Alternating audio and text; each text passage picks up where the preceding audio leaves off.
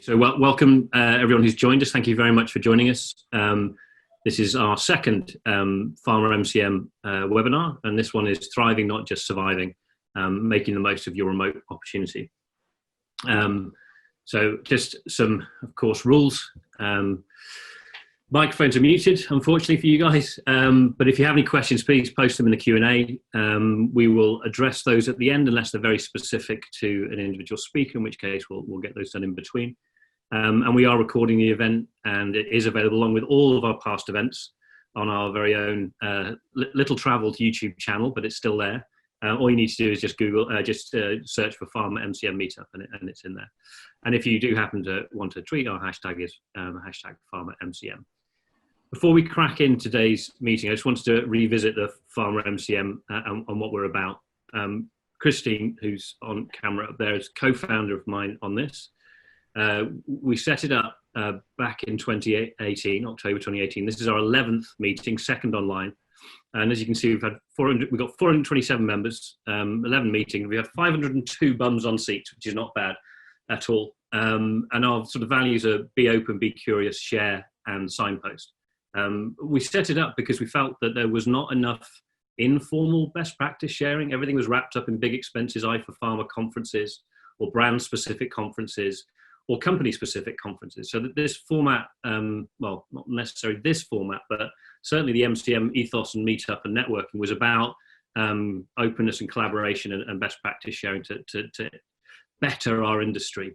And I'd like to think we've managed that, as you can see from the membership breakdown. You know, it's a really eclectic group.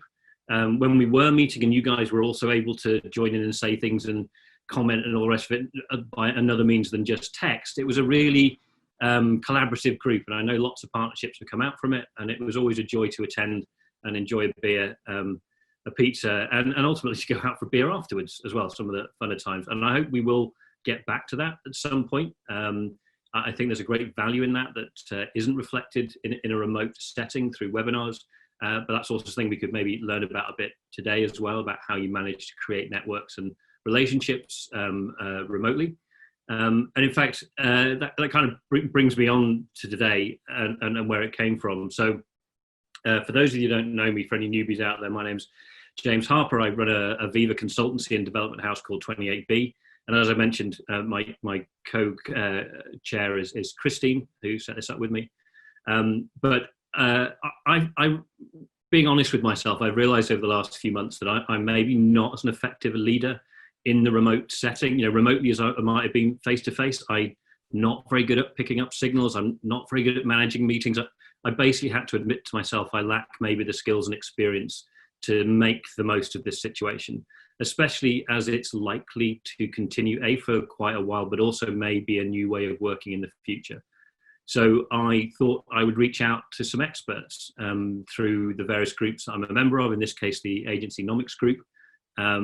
And Richard, Angie, and Rebecca were kind enough to step up and help us understand how to excel in this space. And first up is Richard. Richard's got an enviable 22 years of experience in the digital space, 15 years at board level, which is impressive, and runs his own remote creative consultancy called Brightful.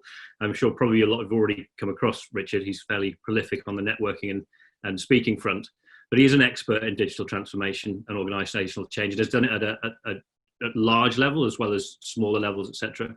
And he was recently awarded the Beamer 100 Champions of Change Award, which is pretty cool to have on your shelf, Richard. So Richard's going to help us and sort of set the scene and talk about big digital transformation. And with no further ado, I'm going to hand over to you, Richard.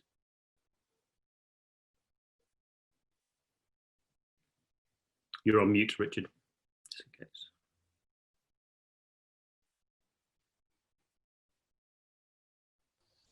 Thank you very much, James, for the very kind introduction. I'm just going to make sure that we go to speaker view, presenter view. And I just want to check. Can you see my full screen? Perfect. Thank you for letting me join you today at the Pharma Multi-Channel Marketing Meetup. I have to live up to that very kind introduction and billing. I feel deeply honoured to be sharing a platform here today with such great speakers. I've had the opportunity to collaborate with them through Agencynomics, and I can tell wholeheartedly that they are absolutely brilliant. So I'm feeling a little bit of imposter syndrome right now, but I hope I live up to the billing. So I'm Richard Coope, I'm founder of Brightful, and I'll be sharing some thoughts with you about how to effectively lead remote teams in times of change. And if you'd like to follow me, my Twitter handle is at the bottom of this slide. We'll also be sharing these slides afterwards if you'd like to get in contact with James. So the first thing to say is that whilst I've been running an entirely remote and international team for a while now, that doesn't mean that I don't see the value of actually meeting up in person. So I live and I work in Winchester with my 3 kids and 10 chickens. I have a home studio where I'm broadcasting from now, and it has 4 to 5 desks here in my garden studio. But the rest of the team work in different environments around the country and around the world. So my Think lead, Yulia, lives in Rochester and has an art studio. So when she's not working for us, she's painting and looking after her young son, or indeed going to Australia. She goes for 2 months a year, but she continues to work with us. Our designers work from Lisbon in Portugal, in Edinburgh in Scotland, and our motion graphics is delivered from Auckland in New Zealand. So you get the point. We are a dispersed and distributed team, and whether it's North London, South London, Brighton, the location really doesn't matter. So we try to find regular opportunities to meet in person throughout the year. So it's not entirely remote where we don't actually end up seeing each other. But our way of working, we believe, allows us to work with the best and the happiest talent that is the right fit for the job, that gives them the team, the flexibility and the freedom that they want. And our vision is to be the best distributed creative consultancy in the world. I know that's a lofty ambition, and we are very early on in that journey. But we've been recognized by leading organizations, as James mentioned, like Beamer, for our new model agency approach and the transformative change that we are creating for our clients. So what is it that Brightful does? Well, we're a creative consultancy that loves nothing better than delivering strategy that works, content and digital and tech that delivers and connects. But more than that, we are hugely motivated to deliver transformative change. And we've been doing it for a while. So as James mentioned, some of our team, we've worked with a number of large organizations in the past. I, for one, have spent 8 years working with GSK. I've worked with Pfizer, AstraZeneca, and many other pharmaceutical businesses in the past, and advised Lilly and done some consultative work for a company called Biogen. But we work across different sectors, both large and small. What matters is the impact that we create.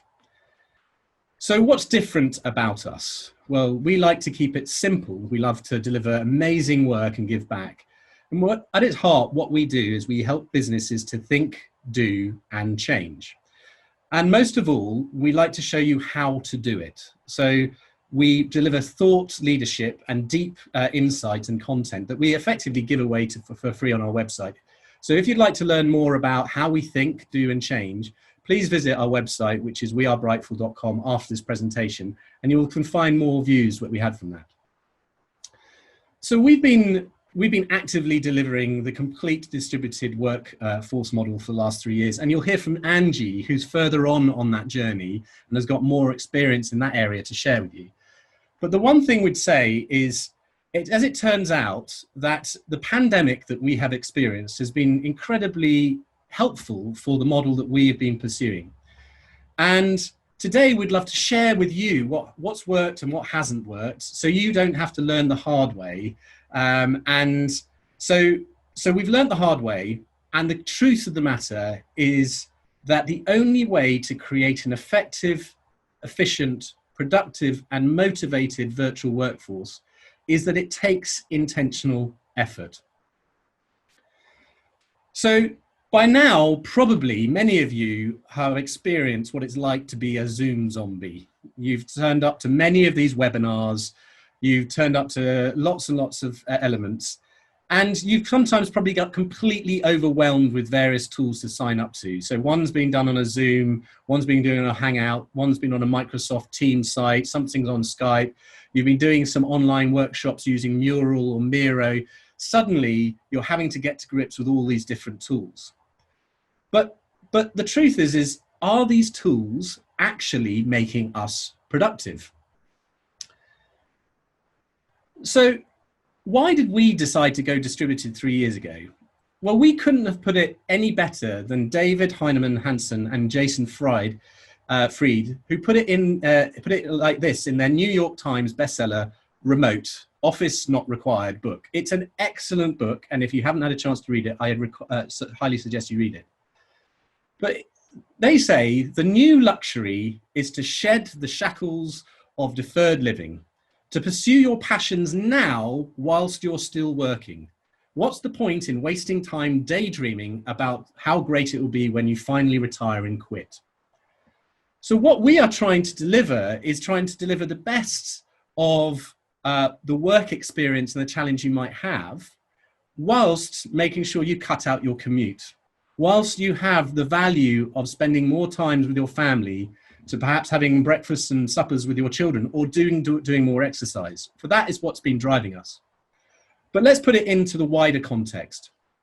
We are all aware that the unusual and extraordinary times we are living in, the only constant at the moment really is change. And whilst remote working has been around on the rise for a while, it's obviously gone to another level when it comes to the global pandemic, and it's affecting businesses everywhere. So we really like this quote that was shared at the beginning of lockdown by Mark Carney, who served as the governor of the Bank of England from 2013 to 2020. And he said, "The traditional drivers of value have been shaken. New ones will gain prominence, and there's a possibility that there's a gulf between what markets value and what people value will close. What you want out of your career, the balance that you want out of your career, is now becoming increasingly as important to the organization providing you the safe working environment to work in. Change is a constant." Or put it another way, as Sir Martin Sorrell put it at the most recent CogX event that took place at the beginning of last week, which was an entirely virtual tech event that took place and had 37,000 people attend virtually. It highlights why we're not in business as usual right now. All the trends in change and the disruptions that we've seen are really being accelerated through this global pandemic. And many of the changes and new behaviors are here to stay with us for a while, and for good, as businesses are starting to embrace the benefits of this new unnormal. As Martin Sorrell put it, we're in a phase of forced digital acceleration. And for instance, we are seeing that acceleration in the pharma sector through the rise of online conferences, through to the fact that they're turning to Twitter to discuss and share more information quicker and with more longevity. Rather than missing a physical event, talk or conference that could only be available if you were there in person or within the 3 days, they're extending that out to 90 days worth of availability. It's about applying and giving the right content at the right time to the right person at the right context for them. So forums like Pharmaceutical Journal and the Pharma Forum are full of content explaining these changes, how they and the pharmaceutical industry are adapting their approaches. And none more so can we see than the huge rise in the adoption of video apps for GP consultations. We all know that we've been talking about disruption in healthcare for a while. We've seen Babylon, MyGP, Vala Health, and many of these exciting new digital platforms coming on place. But we thought that this was a trend that was going to happen later on. Well, it's here, because if you look at the massive spike in increase from the UK NHS statistics, the appointments in general practice in a virtual context has leapt considerably. And just like online grocery shopping, where people are getting used to that service, we can expect this trend to continue post-lockdown. This adoption of digital as a form and a way of receiving services has been incredibly accelerated, and all businesses, and particularly healthcare and pharmaceutical, need to adapt to that change. So after 9 weeks of lockdown, you might think you're becoming quite an expert in running and attending Zoom or Teams meetings, but you've got to ask yourself the question, what level of remote working maturity do you really think you're at? And the truth of it is that most of us have operated at a level of about 2 or 3. And let me explain what I mean by that. So, according to Matt Mullenberg, CEO of Automatic, now this is the founder of an extraordinary business who are the founder of WordPress and many other sort of digital platforms. He described the 5 levels of remote working maturity.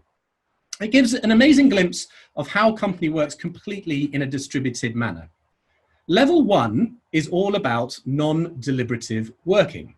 It's when you had to work from home on the occasional day and where most of us have had to kind of join a conference call, do some work and be able to be at home to receive the post. Most of us are about level 2, where we're trying to recreate the office environment at home and expecting everyone to be working online between 9 to 5 days a week. And perhaps the businesses that we're working with are seeking to implement spying tools to make sure that we are at our desks. Now, this has significantly backfired for companies like Barclays that was recently in the news, because what it demonstrated is a company that was not prepared to trust its workforce, particularly in an unprecedented crisis of COVID-19. So adapting further to this medium is where you get to about level 3, which is when organizations start to adapt to take advantage of the medium. Things like shared documents such as Google Docs, things that are visible, that are all updated in real time during a discussion, things where you can have a shared understanding of what's being discussed and decided. And it eliminates the lost in translation errors of time wasted thereafter. So that's more or less around adapting to this medium. It's at this stage that companies start to invest in better equipment for their employees as well, such as lighting for video calls, background noise cancellation microphones. Now, level 4 is where it gets really interesting, because that's where you start to move into this new model of working, which is called asynchronized communications. So that's where an organization gets used to the idea of not getting a response right away. And that's actually a good thing. So the reality is that most things don't need or require an immediate response. If it's something that's very urgent and that you need to get in contact with them, you'll phone that person or you'll text that person. But what that does is it accepts that people will work in different patterns. Some people would prefer to do the school drop-off and do some work in the morning. Some people would prefer to do their chores in the morning and then do some work in the afternoon. Some people are real night owls and like to work from 7 through to 12 o'clock at night. The reality as a business owner is that you should care less about what and how the work is being done, and when, but be caring more on the accountability of your staff to be able to deliver what's really needed. So the last way is what Matt Mullenberg talks about: integrating remote working into your entire life. And this is what he describes as nirvana, which is where asynchronized working is working in a highly accountable, culturally led team that's basically delivering and never dropping the baton or never dropping the ball. So I thought it'd be useful to highlight one of the key pros and cons of asynchronized working when it comes to frequency. And that's about decision-making taking longer. So that might seem a bit of a disadvantage at first, because it's easier to get in a room, have a meeting, decide something and move on. But there is a massive benefit from actually giving your workers time to think, create, and get into what McKinsey call the flow state. That is the psychological state whereby you are 5 times more productive and working. And where remote working really thrives is where you can have a mix of deep work that allows for, without distraction, a delivery stuff, and then balanced with a bit of shallow work alongside that. So asynchronized communication actually predisposes people to better decision making, because as Robert Greene, the author of the 48 Laws of Power says, if you want to cut the motion out of the equation, increase your response time. But giving people time to think between questions and responses delivers a compound benefit to the organization over time. It creates a more thinking, responsive, and reflective culture. So how do you make asynchronized working work for you? What we mean by that is, how does it work in reality when 1, 2, 3, or 4, or 10, or 50, or 100, or 1,000 workers are working from 8 to 12, and another works 3 days a week, and one day another week, and a third works for half an hour whilst they're managing toddlers and children at home? Well, this is what is required of a leader to thrive and not just survive in managing effective work, remote teams. Expectation setting is key, and it's one of the key factors that you as a team manager need to take responsibility for. It's absolutely crucial that your team uses clear written words that includes clear briefs, setting clear deadlines and objectives, making sure that you're available for feedback and questions. And one of the most important parts is the asynchronized working and the clean handovers to team members and to each other. Making sure there's a good example set by the leadership in providing summaries to inform the team where things are and to keep them informed as well massively helps. It's about a baton change. It's about trust and accountability in your team. But we mentioned this crucial point. We mentioned self-motivation. So what is it that actually drives and motivates us to be good at remote working? What's interesting is research has shown that money, whilst it can be a motivator, it actually works on a mechanical level in terms of a driver for motivation. If there is a higher cognitive load to a higher reward aspect, it can yield to affecting results and productivity. So the key for delivering great quality work consistently over time is around autonomy. It's around mastery. It's around purpose, and being shown to be, they're being shown as effective drivers to create effective remote working teams. And this was highlighted by Daniel Pink in his brilliant book called Drive, The Truth About What Motivates Us. And again, it's a book that I highly recommend. So what does that mean? Autonomy is all about giving everyone more control about their life. They're able to control their environment, their hours, and their lives around it. Mastery is about enabling your team to be their best. That includes providing them with the right tools and the good mics and the audio, and things like crisp AI. If you don't know what that is, it basically minimizes the background noise and it sits as a plug-in to your computer so you get clear sound for them. Basically ask yourself this question, and to you and your team: is there anything holding them back from doing their job well?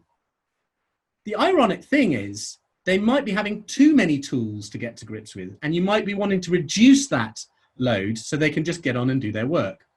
The third one is purpose. And this is something that we've been helping a number of large corporations with.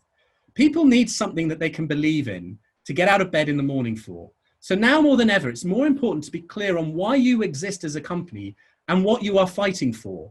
Because with a strong sense of belonging, it doesn't matter whether your team is remote or in the office. If they know what they're fighting for and love what they know, and then you will have a fantastic team culture. So it's less about physical location, it's about the culture. And the last thing I'd like to address is around the key elephant in the room, which is about often the excuses for why remote working doesn't work on a larger scale. And the fundamental issue that we have to address, the elephant in the room here, is trust. Because managers are more often concerned around this: well, if people will work hard, if I'm not watching them, what's to make sure that they don't work harder? And as you'll see from David Heinemann Hansen and Jason Fried, the truth is there's a worry that people won't be dedicated to work and might be watching daytime TV or just slacking off. If that is the case, you do not have a problem with your remote workforce. Your problem is your culture. And the systemic issue that sits behind that is your management or leadership style. The fundamental problem is one of trust. Do you trust the people that you've hired to do their job when you can't see them? Or let's put it more bluntly, this. If you're dealing with trust issues, it means that you've made a poor hiring decision. If a team member isn't producing good results and can't manage their own schedule and workload, we aren't doing it to continue the work with that person. It's as simple as that. That's from Chris Hoffman from the IT Collective. It's about the caliber of the people that you hire and the trusts and the accountability that you can create in that team, whether they're remote or not. But let's not forget, remote working is different. And it's important to deal with it with compassion. And I was particularly impressed to see the Canadian government releasing guidelines to all public servants who were working remotely about how they would lead through compassion when it comes to remote working.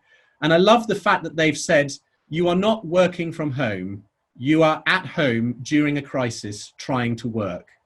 So make sure you look after your physical, mental, and emotional well-being, and try not to overcompensate for lost productivity. Try not to overwork. Be kind to yourself, be kind to others, and remember you're working in a new unnormal. So leadership has to adapt and change. The reason being is that many of your teams, many of the nation, and many of the world have gone through a cycle of change. Now, this graph is based on the Kubler-Ross change graph, which you would know probably from the 4 stages of grief.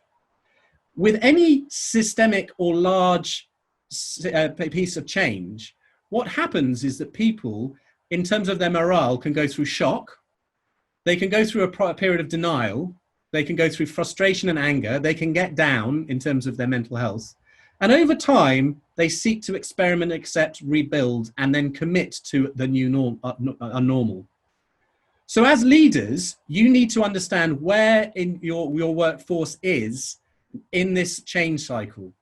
You need to have empathy to work out if they are feeling frustration and anger because the technology is not working. Because where they are in their adoption to change really will affect your ability to influence their ability to work from home. Or put another way, I've asked myself every morning over the last 12 weeks, who do I want to be during COVID-19? And I saw many people go through different stages.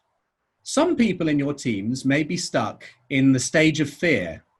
They're worried for their jobs, they're worried for the industry, they're worried for their families, they're worried for their health, they're feeling enormously fearful.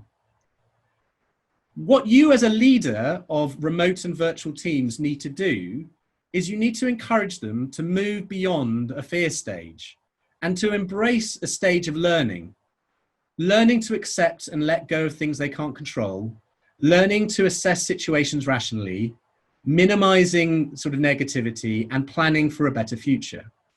But in order for making your teams, your businesses, and your future more effective, you really need to move into this third stage, which is the growth mindset stage, which is how are you helping others? How are you leading with positivity and compassion? How are you appreciating your team and your loved ones? And how are you creatively experimenting? Because once you have your team in a stage of growth and a mindset, they can overcome any hurdles. Any downsides of virtual working is completely overcompensated by the fact that they're prepared to test and learn. And everyone will make mistakes, but you'll be there to support them. So when managing remote teams, one of the most crucial elements to create is a culture of belonging. And I've put together our top tips for leading remote teams. Now, we don't have time to go through these all in detail, but you'll find more of this in an in-depth article that we've written on our website. My personal favorite is tip number 4, which is to play to people's strengths. And number 8, which is to agree on the rules around deep and shallow work. And of course, never lose your sense of humor. It's amazing how quickly written words can be misinterpreted, or how bad moods can be picked up very quickly when working remotely. Because it's text-based, you don't get the contextual emotional context. You also learn very quickly that some of your team members are really early risers, whereas others are late night owls. But having the right team dynamic and the handovers in place means that everyone can play to each other's strengths, can play to their each advantages, and you can be active in your careful management of those teams. And one aspect I would highly recommend, because every one of your businesses is now going to be running a hybrid model. You'll have to run a physical organization and you'll have to run a virtual organization. Treat your virtual organization with the care and dedication that you treat your external presentation. So there will be the rise of a role that we haven't seen before, but vitally important in all our organizations. It is the cultural manager. The ones that coordinates, the one that brings together, the ones that make sure that checks in with people in a virtual perspective. If I were you, if there's one hire that you should make in your organization today, is hire a tech-savvy, empathetic cultural manager. So whilst this was a whistle-stop tour of how to work and lead teams and make them more effective, if it's given you a flavor of how we think about remote working, what I'm really fascinated in is how can we make remote working work for you and not against you?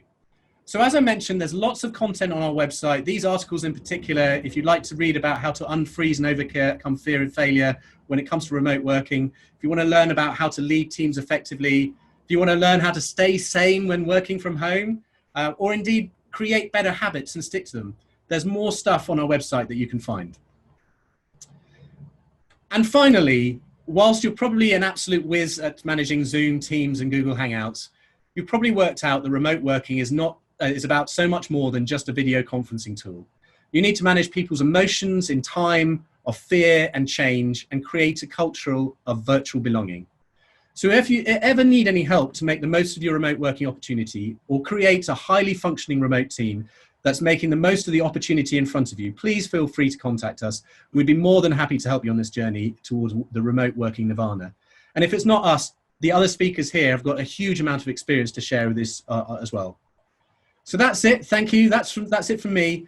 If you'd like to get in touch or would you like a copy for this presentation, please follow us on Twitter. The handle is This Is Brightful, or email me personally at richard@wearebrightful.com. And now I'd like to hand over to our host who can introduce our next speakers. Thank you very much. Thank you, Richard. I'm sure there'd be a round of applause if we were in face-to-face. Excellent presentation, and certainly there's at least 3 books I'm going to get out of that for sure. I thought it was a really interesting point around the motivation point. All of us, certainly part of Agencynomics. I remember at the last face-to-face event we had, and we were all asked to say what we felt the most motivational thing was. Was it remuneration? Was it recognition?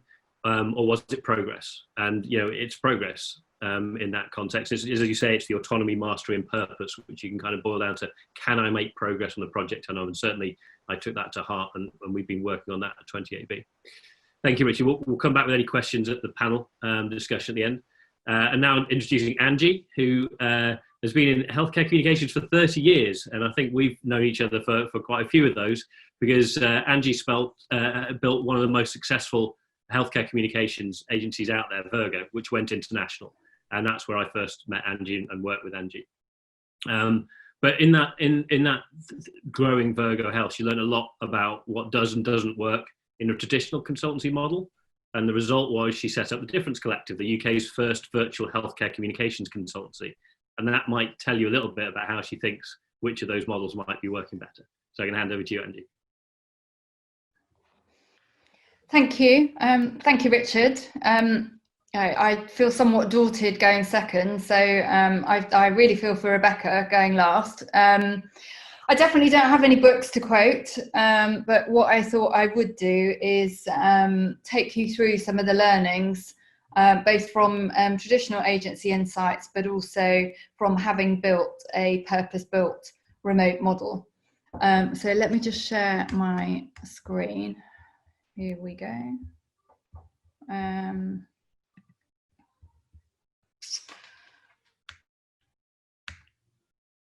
Right, so let me just move you all out of the way as well. So it's probably, so we are 3 years old. Sorry, the Difference Collective is a collective of healthcare communications experts. There are about 100 of us now working together, so 100 independent consultants working with us. About 3.5, 4 years ago, when we first felt that there was a need for a different kind of model, I became very conscious that the nature of work was changing, and it was around the time that people were starting to make more requests for flexible working, but that wasn't being appreciated. I don't live in Winchester with chickens, but I was very conscious that I have 4 daughters, and I personally didn't want to have trophy children. I wanted to make sure that I could somehow balance my work that I deeply value and the ambition that I have, but to balance that with helping support them as and when they needed. And I felt that as technology advanced, the demands on our time were growing, but the potential was there for us to be a little bit flexible in terms of the way that we manage that. But I found that the infrastructures, and particularly traditional agencies, were lacking in the trust. And I think a lot of the work that Richard has shared around trust and accountability, I think are really, really relevant. I felt that in a similar way to the frustrations that I was feeling and the turmoil that I was trying to balance, that there were a lot of senior healthcare communications experts who were leaving industry for lots of different reasons, and it was creating a bit of a talent vacuum. And I think this continues today, probably more so, and I think it would be really interesting to see what happens as we come out of lockdown. But I felt there was increasing evidence of people who were making an active choice to work differently. People that were choosing to work differently because of they were moving out of London, so geography, some for the same reasons as me, that they wanted flexibility either around children or elderly parents, and they were the sandwich generation. Some because people were just starting to feel that they no longer wanted to make the commute. Some because they were looking to qualify for a second career in parallel, and so couldn't work a full 40-hour week in a traditional manner. Some because they were trying to travel and balance income and travel-related pursuits. And some were just making an active choice that they didn't want to be part of the corporate 9 to 5 and wanted to opt out. And whilst they were making some of those compromises, choosing to make compromises in terms of some of their work patterns and their place of work, or even the hours that they work, as Richard touched on, they didn't want to compromise on the quality of the output, the quality of the work that they were doing. So the hours might be reduced, but the types of projects and the kinds of work that they wanted to do were in no way diminished. However, they were finding themselves, to a large extent, working in isolation on much smaller projects and really feeling quite hampered. In parallel, at the same time, we became very aware that clients were becoming more frustrated around access to senior counsel, in that, as some of us know, you often see a senior team at pitch, but they fall away after the pitch, and clients were frustrated that they maybe weren't getting the pitch team to be the actual work team, questions over quality control, and also lots of questions about how to upweight teams fast as work was becoming more flexible and fluid, and more traditional structures were struggling to manage that.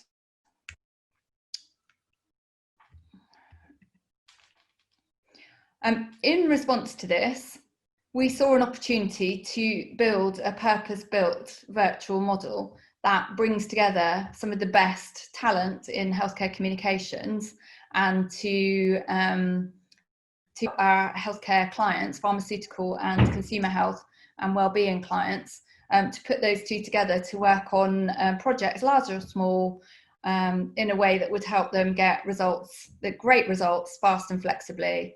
The premise being that a senior talent model should deliver high-end output fast and flexibly with limited, with quality and limited need for amends. So the idea of the difference, and there are other models out there that are similar. We, as far as I know, we are the only one that is wholly remote and built to be remote from the inside out. And I do think that makes a difference in terms of the way that you build the infrastructure of your business. For us, the idea of the difference was to be able to give those independent consultants who were working in isolation all the benefits of being part of an agency team without any of the drawbacks. We ask our clients to think of us as a talent kite mark, because we invest a lot of time up front in terms of HR and a vetting and review process. So we do a lot of the initial legwork for them, so that we know that the people that join us can be recommended to be those talented, conscientious consultants that our clients are looking for. And we put those people together on client projects, either on an individual basis, or we put groups of specialists together in purpose-built teams.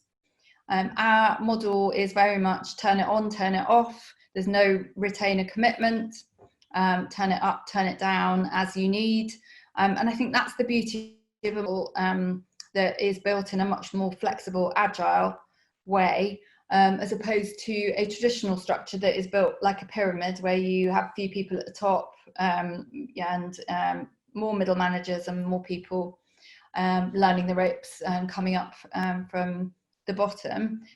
Our model is much more like this. There is no limit to the number of people that can join us, other than they have to pass the HR criteria.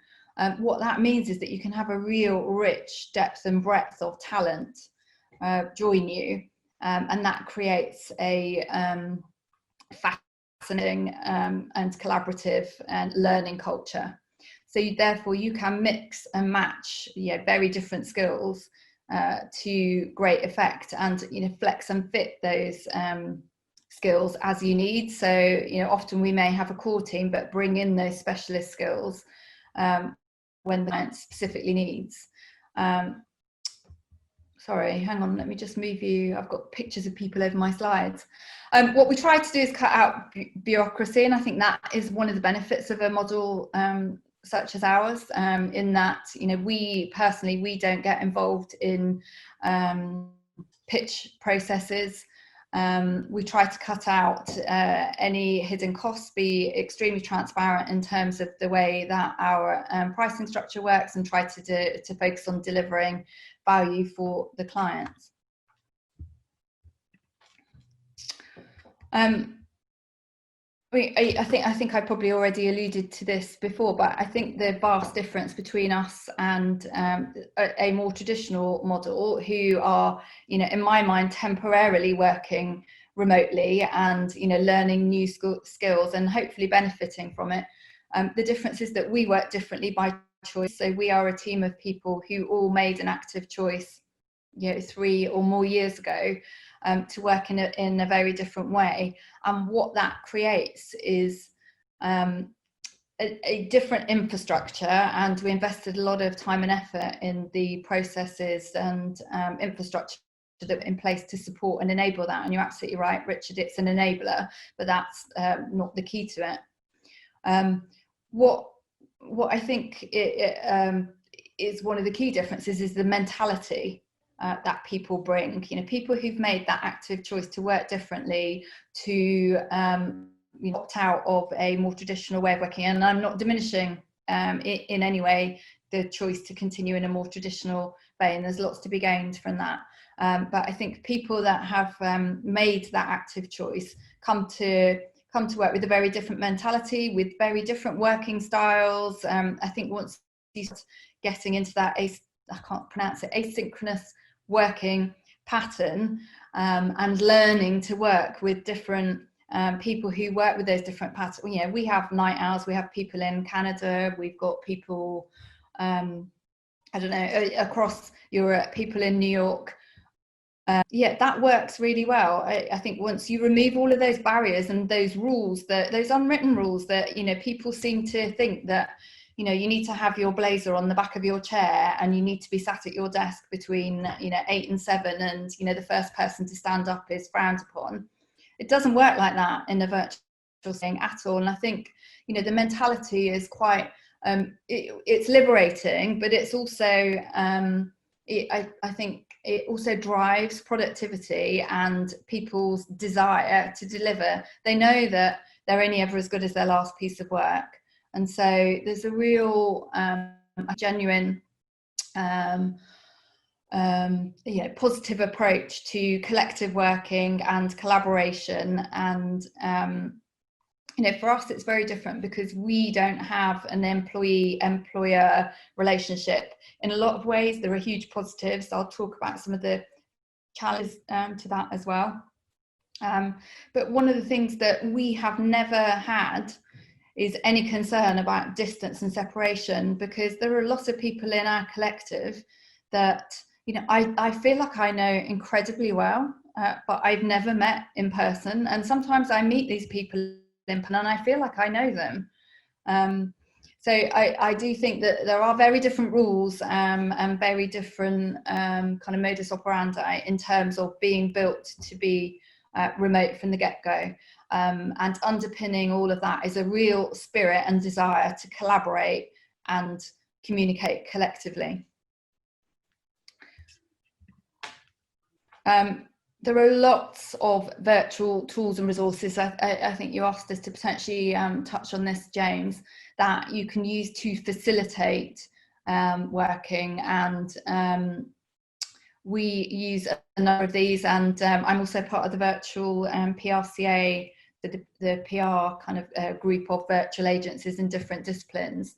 And this is a snapshot of some of the different tools that we use. So we are big fans of Google Drive. We do use Google Docs where we're collaborating live. Our virtual office platform is Basecamp. I think we found a perfect virtual office platform as yet, but it's probably as good as we've managed to get in terms of the creative working spaces and the project working spaces that you can create.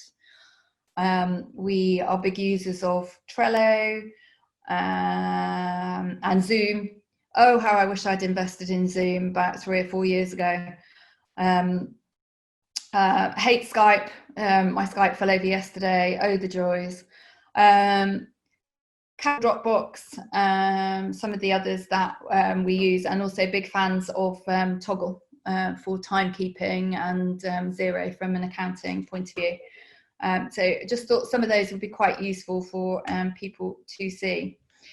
In terms of learnings, there are huge advantages to working in the way that we do.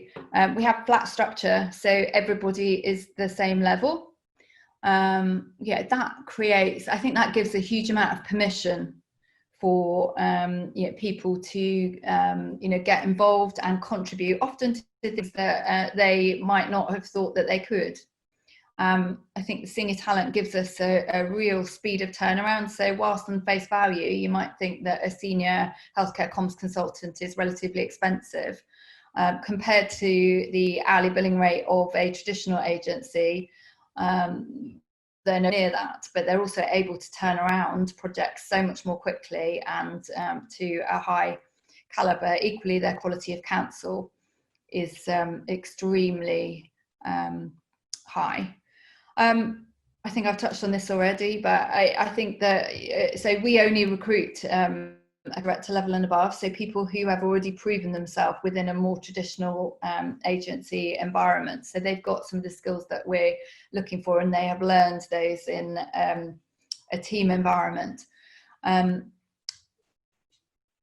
lot of those people are incredibly driven and motivated to maintain their skills and expertise. And I think that's one of the things that, as an isolated freelancer, sometimes you might feel that that is not an opportunity, and that's something that we think is really critical.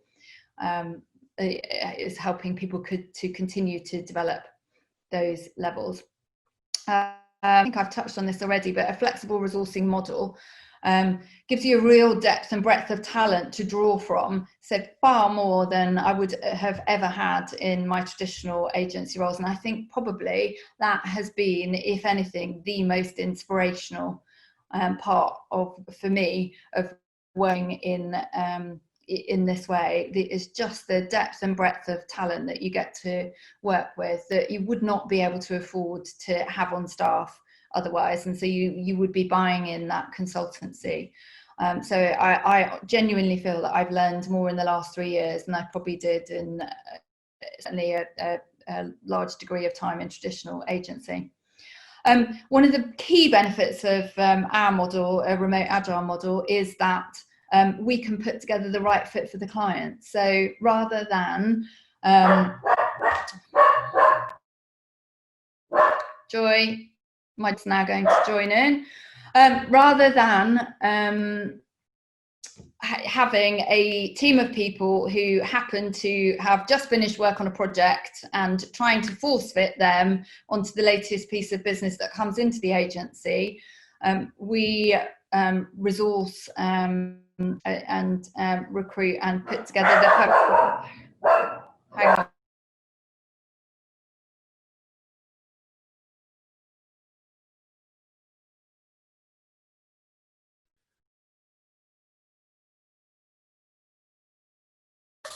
Delivery.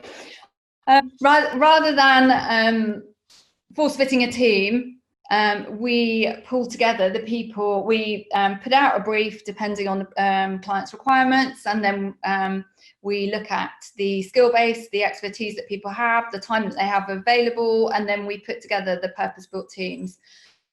So that is all around, the right fit for the client, not a force fit.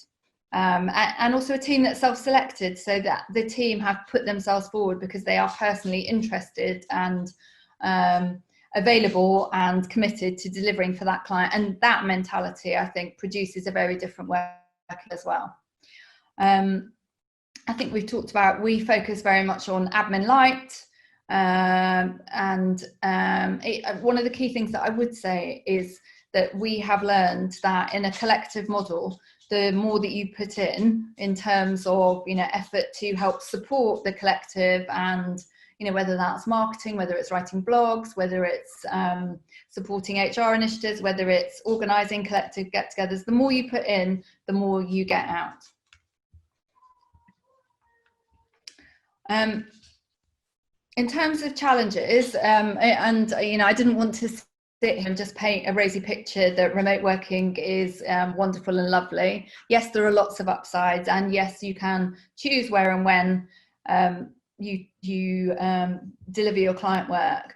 But sometimes there are questions, particularly when you have new people who are unknown. There are questions over potential productivity. And I think particularly for us, when we first set up 3 years ago, and probably up until about a year ago, there were a lot of questions from clients about, where's your office? How do you know that everybody's doing what they should be doing? A real kind of presenteeism question from them. How will we come and see you? How do you work together as a team if you don't all sit together? I think one of the best things about the pandemic is that smashed all of that out of the park. And, a lot of our clients have been working remotely for quite a long time, if they're really honest. So I'm really hoping that there's going to be a lot more acceptance of these kind of models. And as Richard said, more acceptability for hybrid models.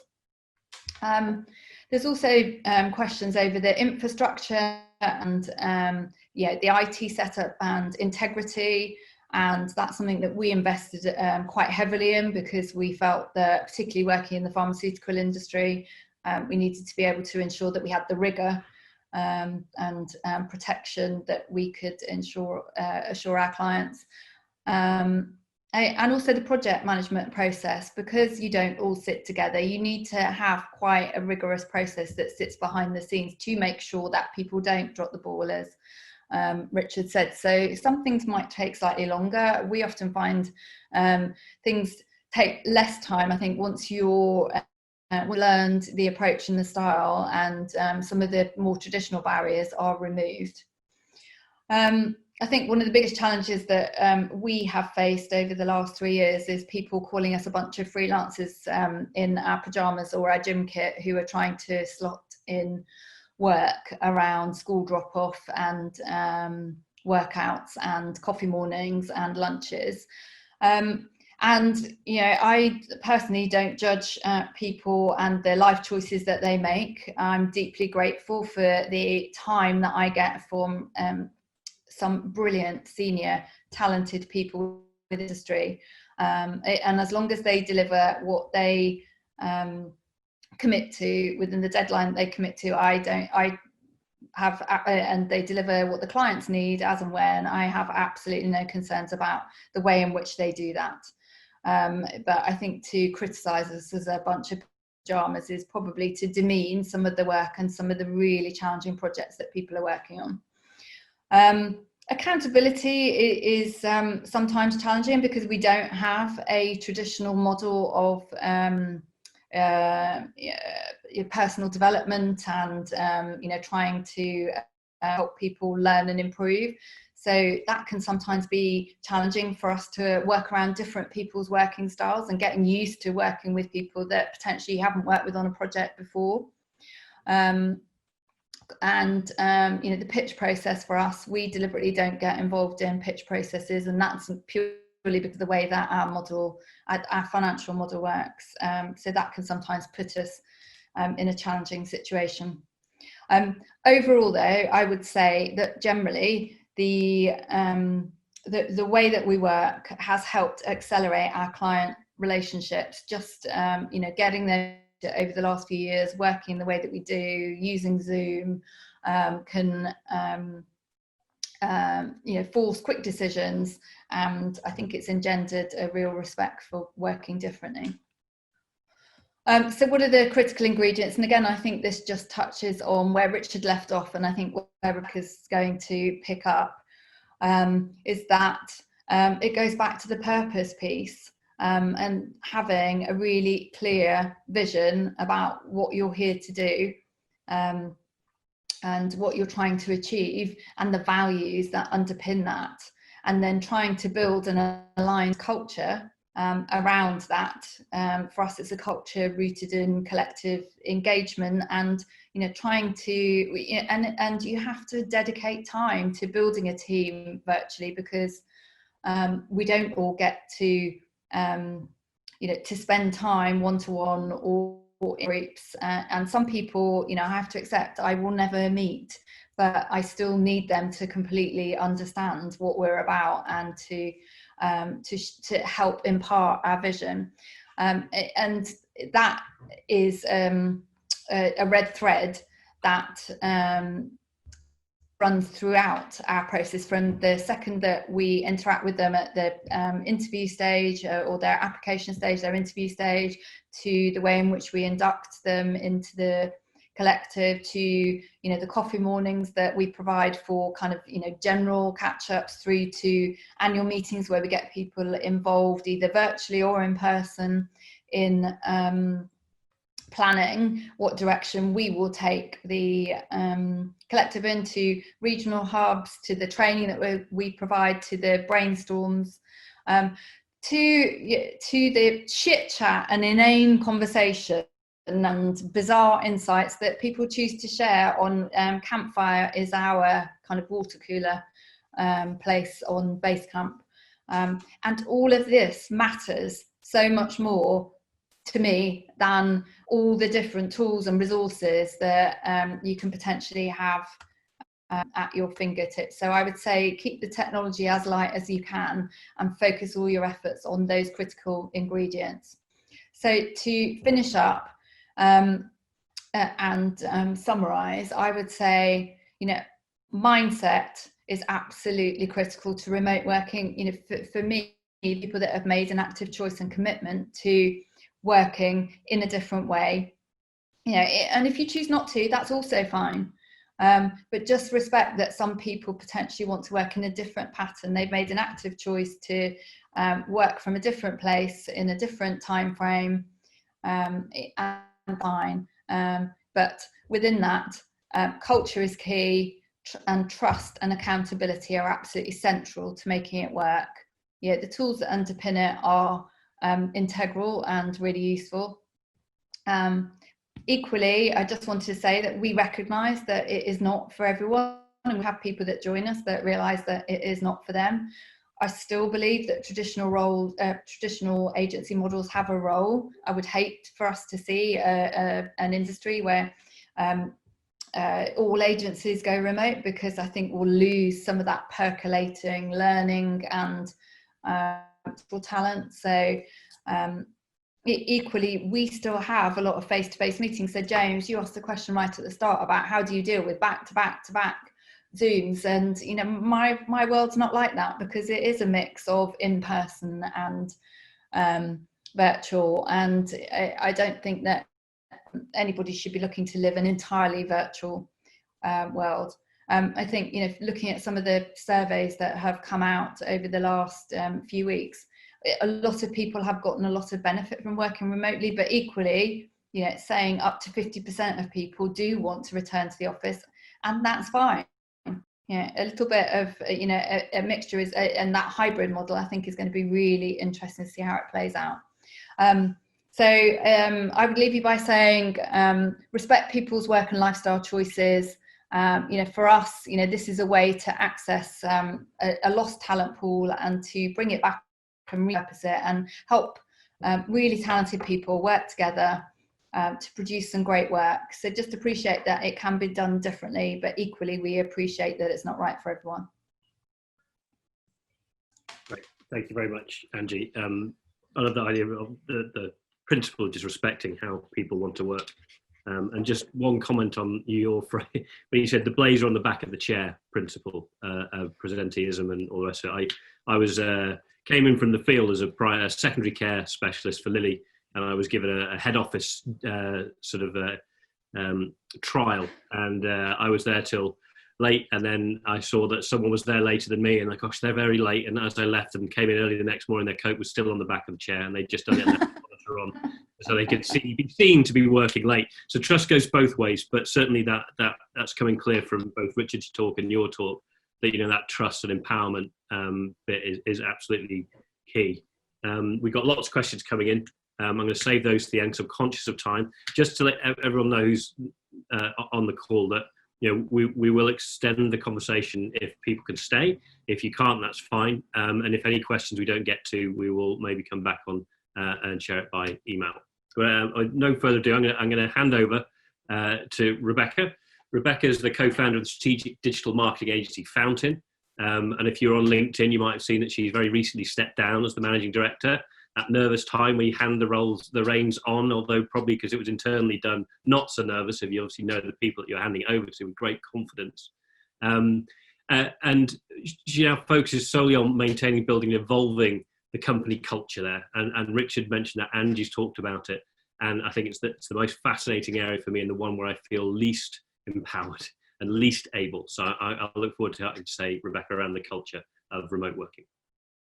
Thank you so much. So I want to start off by saying I now have a job title, which is cultural manager. Thank you, Richard. That's exactly the area that I'm moving into now. And really, honestly, it's the area that I've been focusing on for the past few years since coming back from maternity leave myself. And we're very lucky as an agency that we have 4 founders. So we've been able to share out leadership roles. And as we went through a rapid growth phase from 2017 onwards, we realized that there was just a huge opportunity for us to focus on our culture and for that to be a really important part for us. But unlike Richard and Angie, I am not an expert in remote working at all. The culture that we have built has been an in-person culture, and it's something that our team are currently dealing with. The loss of that cycle of grief for them is not just about the world outside, it's also about losing what they really, or one specific aspect that they really loved about working for Fountain. In this to talk now, I wanted to share some of the thought processes that I've had, so some of the ways that I've approached making sure that people stay motivated and are still able to be creative when they are faced with all of this change. So I'm hoping that that's useful. It is, as I say, I'm not an expert in this, in remote working, but there are significant things that we've done that I think have helped the transition, that we'll continue to do. So I'm going to just have that awkward moment of sharing my screen. So bear with me 1 second to make sure it works.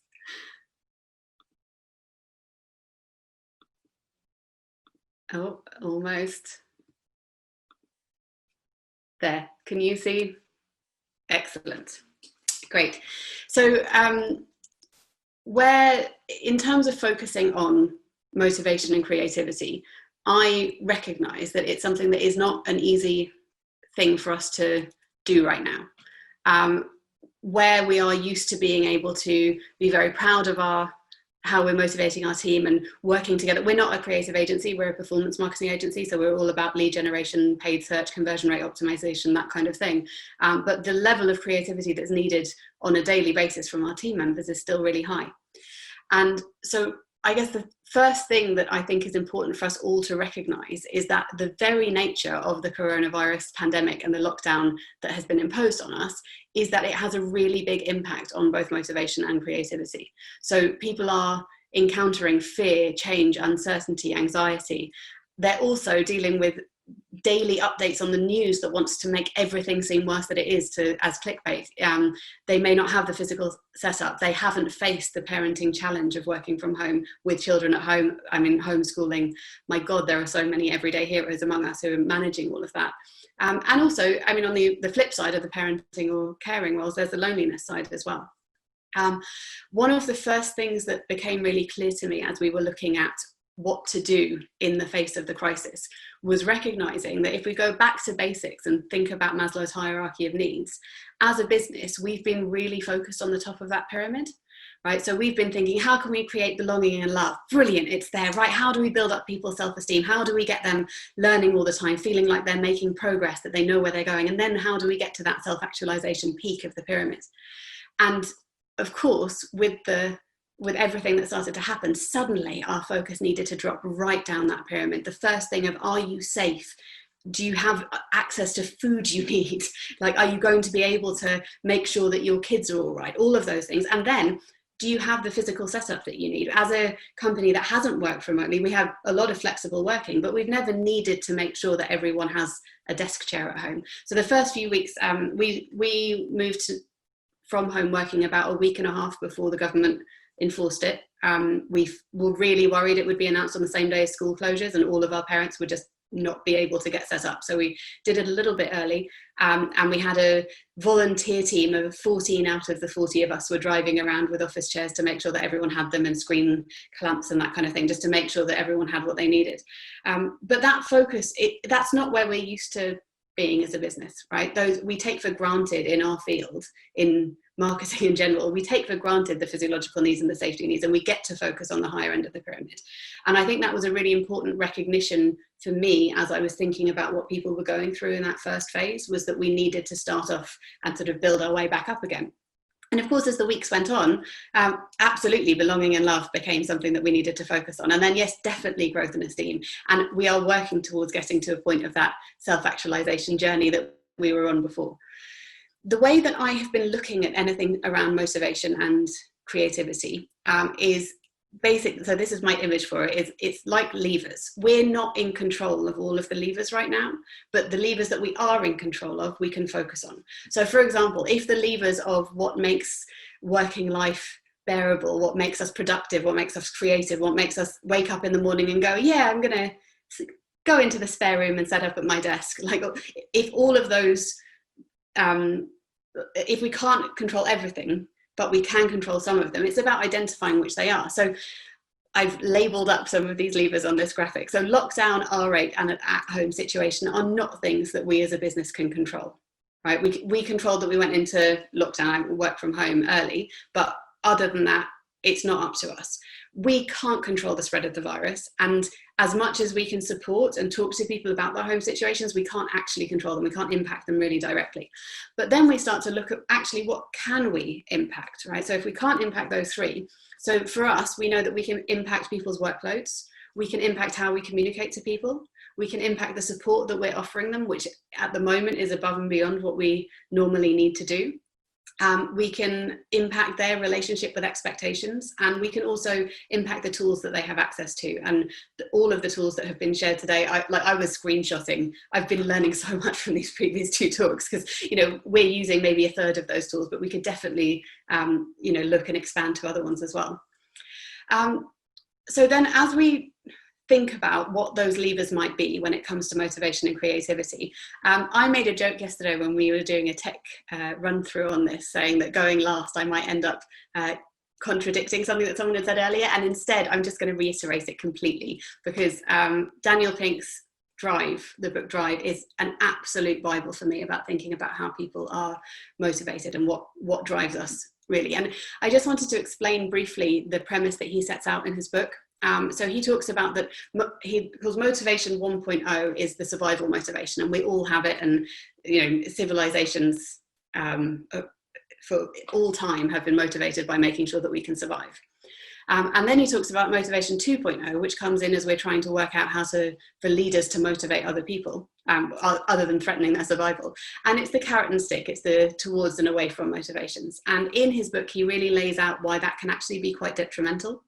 And so he defines motivation 3.0 as intrinsic drive. And as Richard has already introduced, so I can save some time, there are three components to it. There's autonomy, there's purpose, and there's mastery. So if we take autonomy, purpose, and mastery as the components that we can look at in terms of levers to pull, I then wanted to bring into that some components of creativity. Now, so I'll just rush through those because we already covered them. Components of creativity. There are so many different models of this. You could, there are whole books written about like the 17 different models of what makes creativity. But I found a model that spoke to me, and it was about recognizing that we need time, space, focus, freedom, and stretch. And time speaks for itself. Space refers to both physical space and mental space, headspace. Focus, again, I think speaks for itself. Freedom, I think one aspect of creativity that I think is really important is giving people space for that free flow thinking rather than the process-driven thinking, the solutions-driven thinking. But, why is it that we all, or so many of us, have our best ideas when we're not actually at our desk, but it's when we got up to make the cup of tea and go, there we are, right? There's something around that freedom to have space for ideas. And then stretch, which I've defined as healthy challenge or the spark of something, and potentially it's driven by a need as well. So if you take all of those components of both motivation and creativity, and I've put autonomy and freedom kind of together because I think that they support each other a lot there.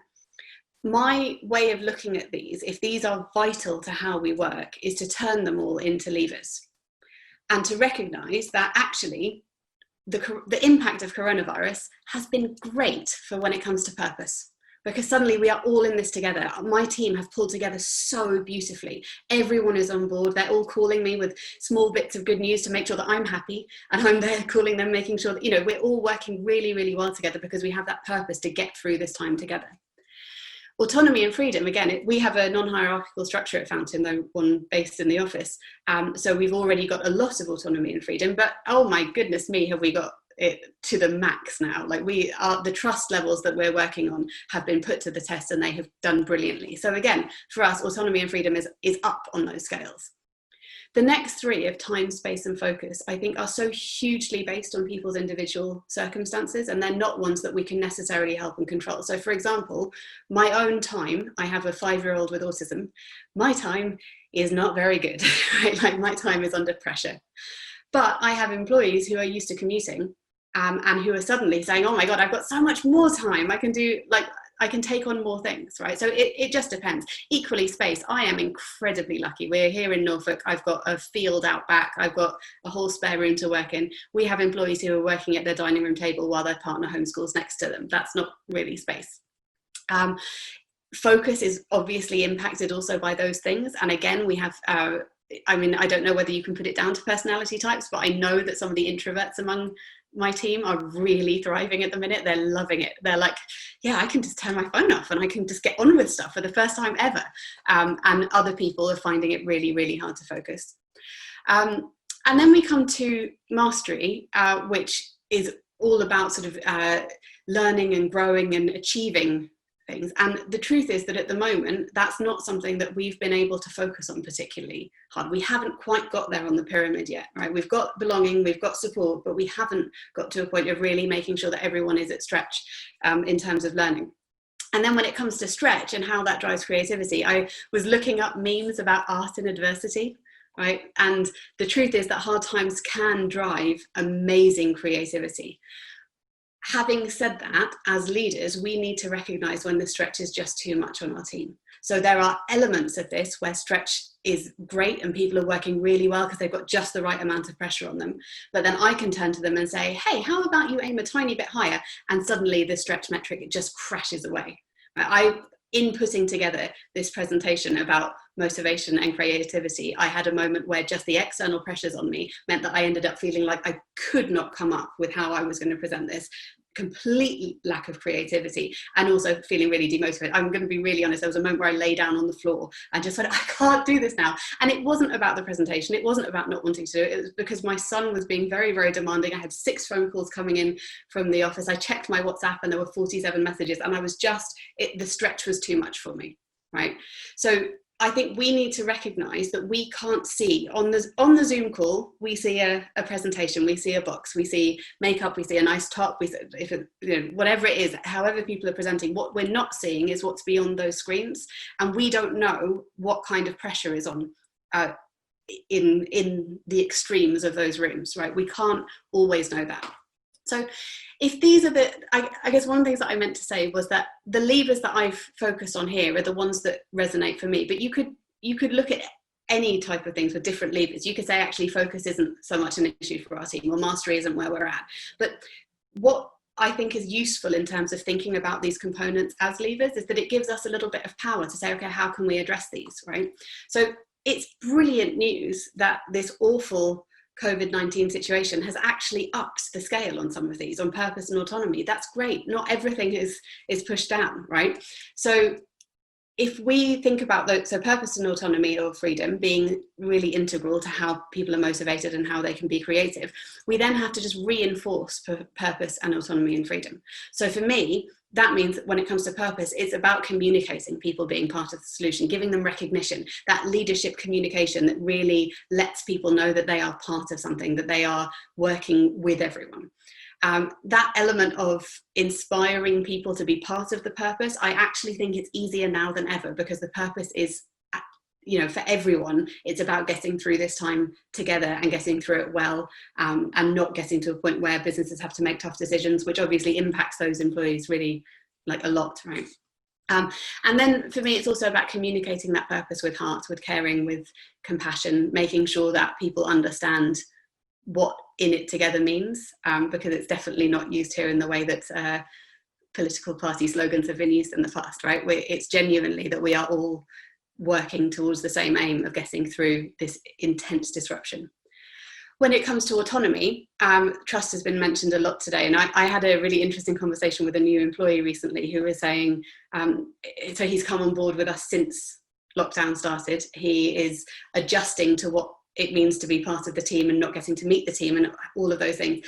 And he has reiterated to me so many times, I don't want you to think that I'm taking the piss, and I don't want to do, and I keep saying to him, I just simply wouldn't have hired you if I thought that was the case. I know what a good job you want to do. I know how important it is to you. And my trust in him really is implicit. And that from me is one thing, but for him to experience it, he needs to be told it at the moment. And I think a lot of employees who aren't used to being trusted really need to be told that clearly. Communicating with transparency, clarity, and compassion, not pretending that everything's fine, telling people that, do you know what, yeah, these are tough times, but let's go back to the purpose and work together through it. Trust is built on transparency. And equally recognizing that we don't have all the answers as leaders at the minute. We don't know when this is going to end. We don't know what the new normal is actually going to be like. I must have probably every single person who works at Fountain has asked me, has taken a moment to reach out and ask me, when will we get back to the office? And I don't know. I don't even know if we will, but I do know that they need a reassuring answer from me. They can't just have the I don't know. I'm not going to lie and pretend that I do know, but I can talk them through where we're at and what we're thinking and how that's all working. So I think all of those really build in together. When it comes to those areas of time, space and focus where we aren't quite sure how we can impact, because it depends so individually, the approach that we've taken at Fountain is to have those conversations, is to say, right, what is on your plate? What is your home life like? How is all of that working together, right? So we're addressing individual circumstances. When it comes to time, it's about planning. It's hugely about realism. Oh my God, is it about underlining realism? Are people saying, yeah, I can definitely do that, while 2 toddlers and a moody teenager run around behind them? And are they then going to end up super, super stressed and demotivated because they didn't get it done? So let's talk about the realism of what can be achieved. And then we as an organisation can make a decision to reduce pressure on someone. So someone who is at home with small children and can't focus in the same way, we can say, listen, we're just going to dial down the workload on you right now during this time. Space. We can't help people move house right now, but we can definitely help them set up in a different way. And we're having a lot of conversations about how people can have the best setup. We're also looking at how we can open up a few not hot seats because they won't be shared, but a few desks in the office for people who really are unable to work at home in a clear way, where we're not going to open the office up fully, but we could maybe get 3 people in, or 4 people. And then thinking about headspace and thinking about how many things are people trying to focus on in one go, and how can we as an organisation make sure that they aren't being bombarded all the time in the way that I was when I needed to lie down on my study floor. And then in terms of focus, it's about talking to people about how they can reduce distraction if they can, and also then giving them clarity of direction if they need it, recognising that under these circumstances our team might need a little bit more direction than they usually do. Usually they're incredibly autonomous, and actually when you are feeling like you just don't know where to focus, having someone say to you, right, let's work through that together, and I can help to give a little bit of direction on that. So on all of those areas, what we're looking to do is to reinforce or support. So we're either saying, great, you've got more time, that's brilliant, how are you also looking after yourself? Or we're saying, okay, we really recognise that time is an issue for you, so what can we do as an organisation to support? And then when it comes to mastery and stretch, which are up towards the top of that pyramid, what we're recognising is that as every week goes by, we get closer to getting there, in terms of making sure that people are growing, are learning, are feeling a different kind of achievement, and also are under the healthy kind of stretch that will help them. So it's about making sure that we're talking to people about how they can grow. It's about when are they ready for, and when can they cope with some kinds of pressure or stretch on them. And I think that where we sit with it at the moment is that we are currently planning for those things. We haven't rolled them out yet, but the plans are underway, probably starting in July. We'll be looking back towards more of our training plans, more of our growth plans. And even I've had a couple of people reach out to me to talk about career progression at the moment. And I think it's just such a good sign, because I think a few weeks ago, the panic stations were too high on individual levels to think that far ahead. So I hope that has been helpful as a model of thinking about all of those things. I am very happy to chat about anything to do with culture. I'm really passionate about it. I'm on LinkedIn. It's probably the best way to find me, Rebecca Lewis Smith. I'm also on Twitter, both as myself and our Fountain team are on there as well. And yeah, I hope that's been helpful. Thank you. Thank you, Rebecca. That's inspiring in a lot of ways, whilst also filling me with that whole, oh my God, I've got a lot to do feeling, in that I've very recently come to realise that our culture, whilst it kind of evolved on its own, actually needs some proper gardening and care to turn into something that's a describable value. Thank you for that. So we're at time essentially, but I would really appreciate if you can stay on. I know, Rebecca, you mentioned you had childcare and you may have to run, but if you can stay with us, are you okay to stay for just a few minutes longer? And again, any of the participants, I'm not going to get depressed if you all start dropping off, because I almost set this up just for me, because I really want to learn more. So I'm going to invite everyone back in, come off mic on some questions, and I'm also going to invite Christine in. As you all know, Christine is my co-host and collaborator on this. She Hi, everybody. is a great description of Christine as a visual problem solver, and that's what they do at Salamander UK through animation and design. And they work for us at 28. They do great work for us at 28B. So highly recommend Christine and her team. But she also operates 2 offices, so has already been dealing with some of these issues. And there's some questions around creativity, but being respectful of Rebecca's time in case you have to go. There's a great question in from Paul Hackett, which although it came in last, I'm going to ask first. And also it went in on the panelist chat, so it's not visible on the Q&A chat. And Paul writes, hang on, let me just bring it down so I can read it properly. So Paul writes, one topic that I think requires real leadership attention as we transition through different phases of the pandemic is how we nurture and support new and younger members of the team who may miss out on the natural ideas exchange and cultural reinforcement osmosis that happens when we are physically together. This perhaps suggests a repurposing of how we use the physical office space and how we use them. And Richard's answered that in the panel chat. So Richard, can you kick off back, because no one else will be able to see that. So if you can just do your answer then, and I open it up to the panel. Yeah, I think it's a great question, because that is a generation that really requires a sense of belonging. And back to Rebecca, what she was talking about, the Maslow's hierarchy of needs, there's a psychological need which is about connection, which goes beyond that of belonging. So one of the ways I heard it described, which I thought was really interesting, is if people can change the way they view the office, and if the offices could be repurposed as if they were like membership clubhouses. So if you pay to go to a place where there's a nice lounge, a nice coffee thing, and then there's something that you do as an activity, whether it's golf or whether it's to watch movies or to rest and relax and do fitness, your mentality of going to these places is a positive step forward. You go there to be part of that clubhouse.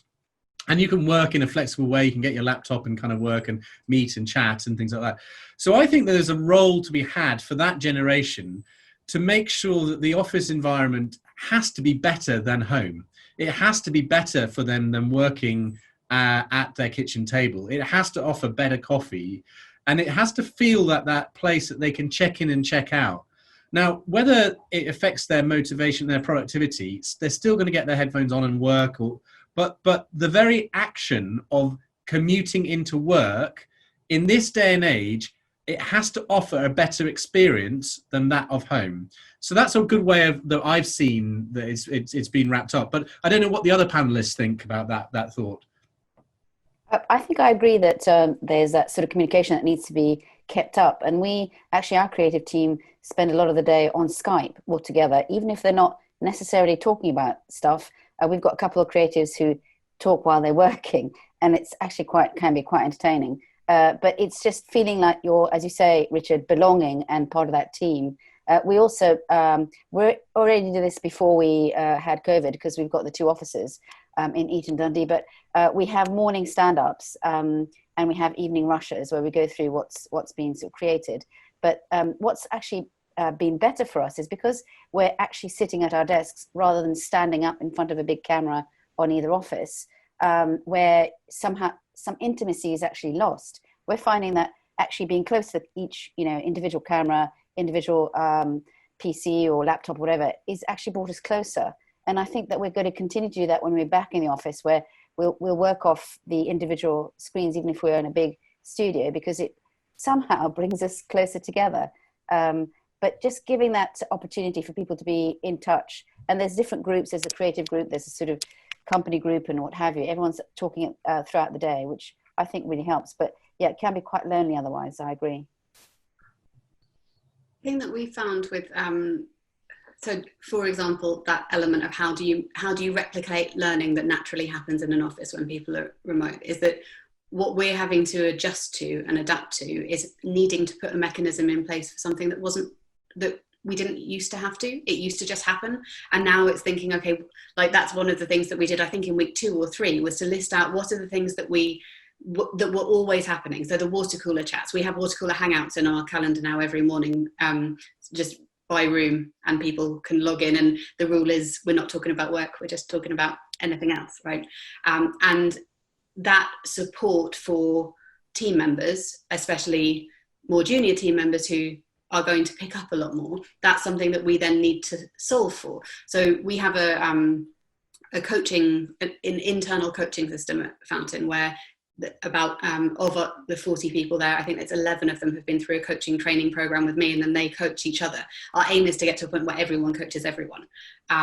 We rolled it out in January, and I'm so glad that we have it, that we had it physically in place before this started. But it does mean that then we've been able to assign coaches to those more junior team members who potentially are a bit more in tune with what they might need in that kind of support. And also we are allocating time in our capacity planning for them to be able to ask other people specific questions and just have catch-ups where they say, what are you working on? And they say, oh, I'm struggling with this, and talking it through. So that for us, it's finding those mechanisms that meet the challenges, the new challenges that we didn't used to have to deal with. It's really interesting. I suffer from this quite a bit. We brought on a new guy just as this happened. He had to cancel he was moving to the area, so had to cancel his deposit on the flat and all that kind of stuff. And I feel for him. And that's and of course, not that everyone knows this, but most of my team are developers, and they're not the most chatty of people in the best of times. So the office cooler chats we have is basically talking at them for half an hour, which is not great. And I think we suffer from not having that culture built before this happened. And I'm very conscious of that. But I really like that idea of actually carving out some time for Meru, the new guy, to be able to talk with the seat rather than he feels like he's bothering them by firing. So I quite like the idea of carving out some time where he can be mentored. But I am regretful we didn't have that culture in place before it happened. Angie, do you have any comments on that aspect? I guess you don't have juniors really. All your guys are really senior, which is what I absolutely love and admire about your model, is you get the very best of the people that wouldn't want to, trudge into the office and play the whole office politics game anymore. No, I think I did touch on working styles. And, I think it takes time to get to know people and their different working styles. And, we definitely have the quieter people, the medical writers who like to have alone time. And we have the Jan's noisy extroverts who need, time and attention and for people to listen to them. So I think it's just trying to play to people's strengths. Goes back to what Richard said right at the start, is build your whole model and way of working around people's strengths and try and cater for them and give them the outlets that they need. And accept that everybody doesn't need the same things. So, if you set something up, doesn't mean that everybody's going to come.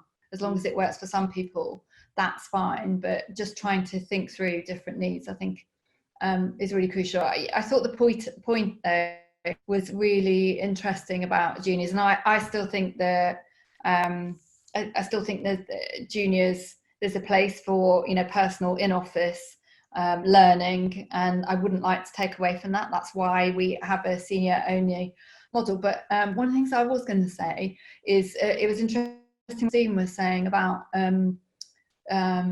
using different tools, and one of the things that I've become really aware of using Zoom, particularly over the last 3 months, is how people pay a lot more attention to it and concentrate potentially a lot more. I'm very easily distracted and flit around quite a lot, and I've always got a lot going on in my head. But I think when I'm in a Zoom meeting, I definitely concentrate on what people are saying. And when it really came home to me when I was judging an award scheme and literally sat here from 9 to 5 one day watching different people's presentations, and the thing that I learned most is how the juniors really applied themselves to the technology, and they really thought through the audience that they were playing to, and they used the technology in terms of the voiceovers and recordings and animations and different ways that they optimized Zoom, as opposed to I saw people of a similar age to me who were probably a bit more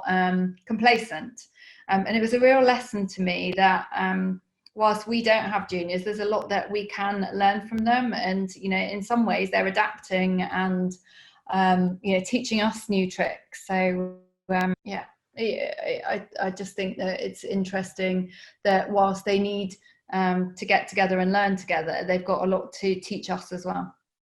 Cool. Right. So I'm going to ask us three questions and then call it an evening. So I'm going to start from the top. This is an anonymous attendee submission. But if I didn't know any better, I'd say this was Chris Bartley asking this question. Have the panel found remote models have improved metrics like recruitment, retention, overhead costs, etc., or are these similar to traditional models? Has it required recruiting higher costs? Has it required higher recruiting costs or more senior people? And does that affect EBIT negatively or positively, as in earnings before income and taxes? Right. Income tax. So, who wants to say that? Hey? So I personally found the recruitment challenge is easy. So you find people, you know, it's not a hard sell to say, do you want to do clients want to work with the high caliber talent that they used to work with in a physical office, but in a virtual environment? Like Angie, I haven't seen any resistance to that. Similarly, when you're trying to hire talent and work with talent, the idea of being able to do work, what people miss is they only care about working with talented people. So all you have to care about in running your business is to hire the best possible talent. And the fact that it happens to be working remotely or otherwise, it lends itself to people who want that flexibility, who have a personal passion. So one of our lead consultants loves painting, and you know, when not working for us, is in a studio painting and doing those things. Or so for those people who are looking for flexibility in the way they work, but don't want to compromise the caliber of their output, we found it very, very good. In terms of EBITDA, the new model is very simple. A lot of agencies expend, or businesses, consultancies, or whatever it might be, invest heavily in overhead. A big swanky office that requires an office manager and all the central functions that go with it, central HR, central IT, central sort of marketing, central, all of this stuff. And all of that comes at a cost, and all that cost has to be baked into your service that you're providing to customers. If you work in a much more lean and responsive and virtual way, you effectively create efficiencies. You have to make up for it in terms of investing in culture. But that in itself means that you don't have these overheads in terms of what's in your profit and loss account. So it creates efficiencies, and those efficiencies then get passed on to the customer so that you create a virtual working. So it is a different business model to work on, but it really comes down to identifying and working with the best caliber talent. And if they want to work in that way, it works very well for them as well. But what does the rest of the panel think? Well, we employed somebody once COVID just started, and it's probably one of the best hires we've done so far. And she's saying that it's kind of in a way forces us to speak to everybody, and it kind of breaks down barriers. So it's kind of been positive in that sense, although everyone's still already dying to get back and have face-to-face environment, and we're still working out how that's going to take place. But it's surprising how, well, we're so lucky that technology is where it is, that we can do that. Otherwise, I think we really would be stuck. And did you have any comments on the sort of the I know you're not a traditional employee recruitment point of view, Yeah. but I was going to say, we don't recruit in that we don't take on permanent employees, but we do put people through a recruitment process because it's important to understand their expertise and capability and whether they're suitable. So we do invest in that. So there are some overheads there. Retention is high. As Richard said, overhead cost light. That means that our charging model is very different to a traditional agency that would be looking to get a 3-to-1 return on somebody's salary. Whereas we charge, so that's what, 300%, whereas we charge a 30% markup, and then use that markup to run all of our admin, our HR, our IT, our legal, and everything. So I wouldn't say that we're in any way more profitable because we run a light and lean model, but we definitely look to use our profit effectively. But definitely, I think it's a much more profitable model for clients where they get a lot of added benefits. Thank you. And I guess, Rebecca, you weren't remote particularly before this, so we're going to leave that one out. Okay, so I've got a question from Joe Thompson, which I think it's a good one, and it would be, there's almost two sides to this question. I might flip it at the end, but Joe asked, what are the practical solutions you've seen work best to erode the perception and prove that employees do not need to be in the office for set hours to manage the creative process, particularly briefings? I personally feel that this whole crisis is going to change that perception anyway. So those companies that have previously thought that it was impossible to run a remote team or impossible to, right, suddenly we have to trust our team, and our clients are going to have to trust that we trust our team. I'm hoping that won't be a challenge when I'm not saying when things return to normal, because I don't think they will return to the old normal, but when we come past this, I think the big learning for everyone is that it just simply doesn't matter anymore. And I think that for me, that opens so much opportunity, right? I think that is one of the positives to come out of the rotten year that 2020 has been so far. I completely agree. And I would say just demonstrating proof that it has worked. So looking at examples where you've had small and big teams working together that have produced great results, where the client has benefited from bringing in the specialists when they need, to get that real kind of blend of, for us, senior level expertise that they would not have otherwise been able to benefit from in quite an agile, cost-effective manner. And I recognise it's not always easy to showcase work in healthcare given confidentiality and code, but there are definitely ways that you can demonstrate some of the ways in which you've worked and how you flex your model and how that benefits clients. Just to add on that, in my experience, that clients and businesses and organizations have been working remotely anyway for years. They're very used to jumping on a conference call with their New York team, their Joburg team, the Dublin team, the office that's in Manchester. And so they themselves operate an international sort of business that requires remote working. So there has been this perception that you have to hire in, if you're looking at a consultancy or a agency, the real benefit you are trying to present is look at our funky office and come and spend time. And there is a drive there. Clients do like to get out of their stuffy professional offices and hang out with their creatives. But the truth is what they only care about is the caliber of your deliverables. Do you solve their problem? Do you take their pain away? Do you help them progress their goals and their organization's goals as a consequence? So increasingly, physical location is lower down the requirements now versus what you deliver. So if your team, whether it's physical location or virtual location, can fixate on a high culture of accountability and a high level of brilliant deliverables, wherever that comes from, that's all that matters. So remote really is a differentiator now, but it shouldn't be. What should be the differentiator is the caliber of what you produce. Very well put. And I think that answers the next question, Natalie, about do you meet clients or don't you? We do both, and I'm not in any way diminishing from face-to-face. I think there's huge value in that, and in setting up face-to-face training sessions and meetings. But we find, if you set the relationship up from the get well, and the clients understand all the different processes and platforms that you use to facilitate that, and they understand, the rules of working, you can develop a relationship really quickly online, and that will only be cemented when you meet in person. But I believe it's fundamental. I also believe that we work with clients overseas, and we've got clients that we've never met. We did a whole project for a Canadian client. We've never met them. We're doing a project in America with a couple of clients. We haven't met them either, except via technology. And, touch wood, it seems to be absolutely fine.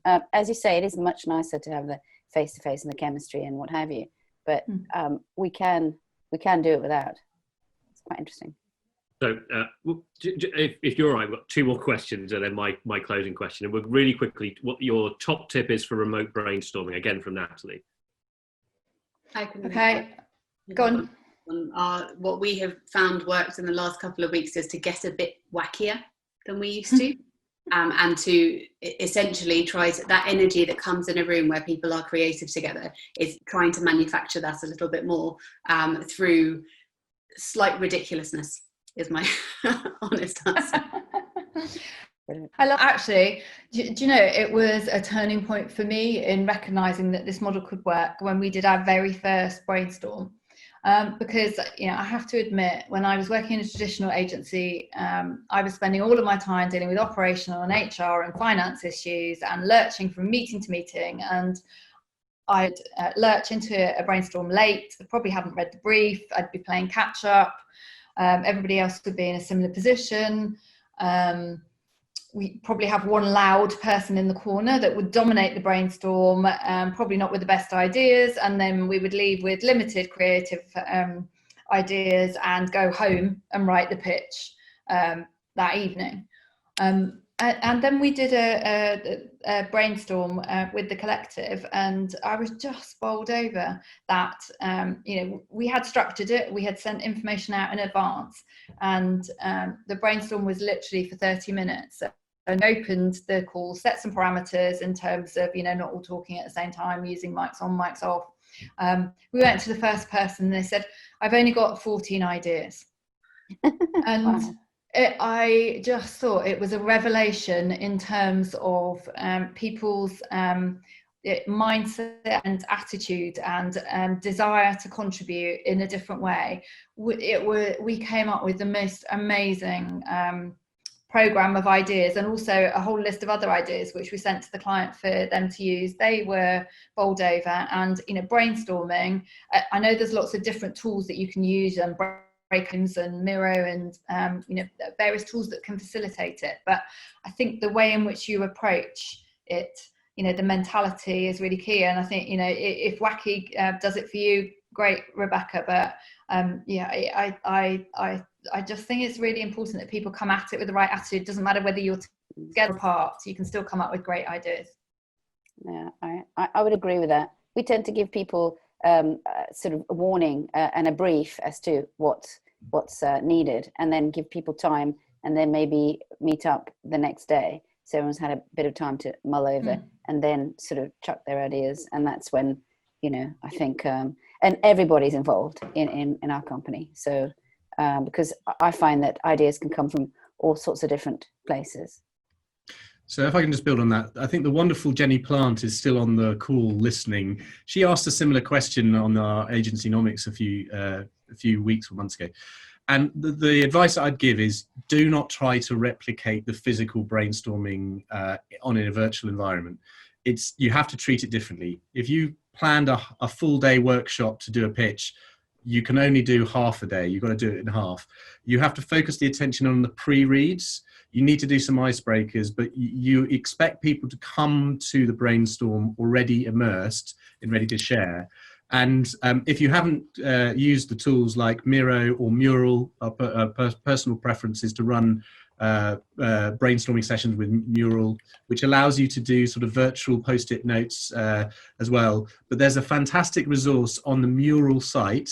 And if you Google suddenly remote, you will see how people are using the best of these tools to be able to replicate sort of physical brainstorming in a virtual side. But my one piece of advice is, do not try and replicate your physical brainstorming. Do less of it, do it more targeted, bring more breaks, and make sure that there are two of you running the call. There is somebody who's facilitating the discussion, and there's somebody who's actually responding to the comments, the notes, and sharing links. That's a very important thing. It needs to be a moderated discussion.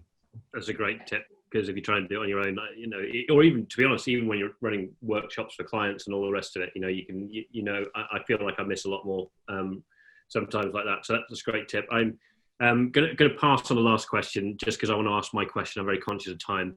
And I'm going to take chairman's privilege here and ask this question. And this is kind of why I kicked this whole thing off is I want to ask each of you briefly to give us on the call your best tip or the best thing that we can do tomorrow morning as leaders or trying to run teams remotely. A practical or leadership tip that you would give, a practical tip that we could all do tomorrow morning to help us on the journey to thrive and not just survive in a remote setting. So I'm going to start with Christine, because you're on my right on the thing. Well, one of the things that we do, not in the mornings, because we do have our sort of catch-ups in the mornings, but in the evenings, and we tend to share jokes. So, and the crummier ones, the better, really. So they get lots of groans. But it's amazing how humour does kind of diffuse stress or worries or what have you. And we try and be as open with each other as possible. And I will occasionally just check in with people and just quickly say hello and what have you separately. But I guess that's humour for us is the best bit. And we share lots and lots of stuff and share beautiful stuff that we admire in other creatives. Great, thank you, Christine. Angie?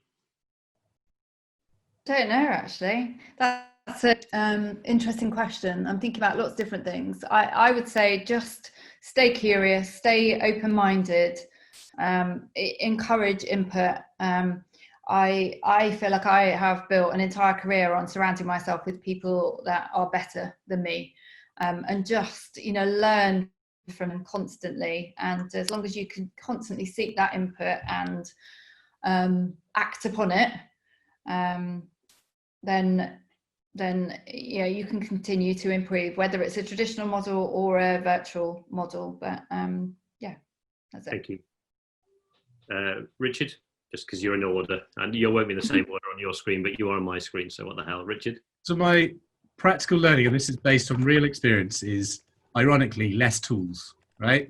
So when we started doing this, we had Trello, we had Slack, we had Zoom, we had Hangouts, we had Google Drive, we had Note.